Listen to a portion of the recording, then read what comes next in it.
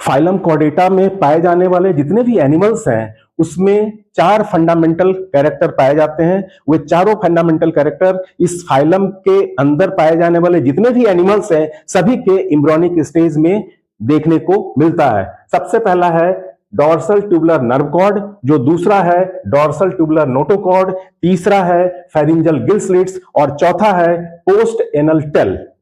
इसके अतिरिक्त जो फाइलम कॉर्डेटा के जो एनिमल होते हैं वो बायलैटरली सिमेट्रिकल होते हैं, वो ट्रिप्लोब्लास्टिक होता है और इसमें ट्रू सीलोम पाए जाते हैं। इस फाइलम कॉर्डेटा को हम 2 पार्ट में बांटते हैं, एक को कहते हैं एक्रेनियाटा, दूसरे को कहते हैं क्रेनियाटा। एक क्रेनियाटा को लोअर कॉर्डेट्स भी कहा जाता है, वहीं पर क्रेनियाटा को हायर कॉर्डेट्स भी कहते हैं।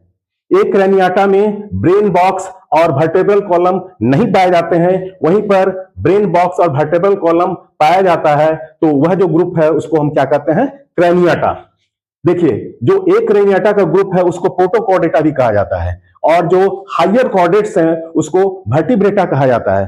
क्यों कहते हैं? क्योंकि प्रोटोकॉर्डेटा में जो नोटोकॉर्ड है वो परसिस्ट करता है, उसमें किसी तरह का कोई मॉडिफिकेशन नहीं होता है, वहीं पर जो नोटोकॉर्ड है वर्टेब्रल कॉलम में बदल जाता है। इसलिए यह जो ग्रुप है इसको हम क्या कहते हैं, वर्टिब्रेटा कहते हैं। यह जो वर्टिब्रेट एनिमल का ग्रुप है इसको फर्दर 2 पार्ट में बांटते हैं, एक को कहते हैं एन एमनियोटा और दूसरे को कहते हैं एमनियोटा।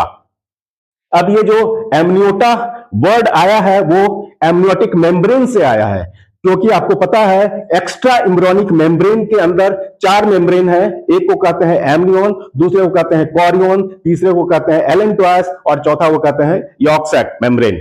तो ये जो 4 मेम्ब्रेन है इसको एक्स्ट्रा एम्ब्रियोनिक मेम्ब्रेन कहा जाता है। इसी में से जो एमनियोटिक मेम्ब्रेन है जो एमनियोटिक कैविटी का निर्माण करता है, तो जो एमनियोटिक कैविटी जिस एनिमल में पाया जाता है उसको हम एमनियोटा कहते हैं और जिसमें नहीं पाया जाता है उसको एन एमनियोटा कहते हैं। ये मोस्टली जो एन एमनियोटा का जो ग्रुप है एनिमल का, यह मोस्टली एक्वेटिक होता है, वहीं पर जो एमनियोटा है वो मोस्टली टेरेस्ट्रियल होता है। एमनियोटिक कैविटी टेरेस्ट्रियल लाइफ के लिए बहुत ही इंपॉर्टेंट है और यह एक फेवरेबल एडेप्टेशन भी है इस ग्रुप के एनिमल में।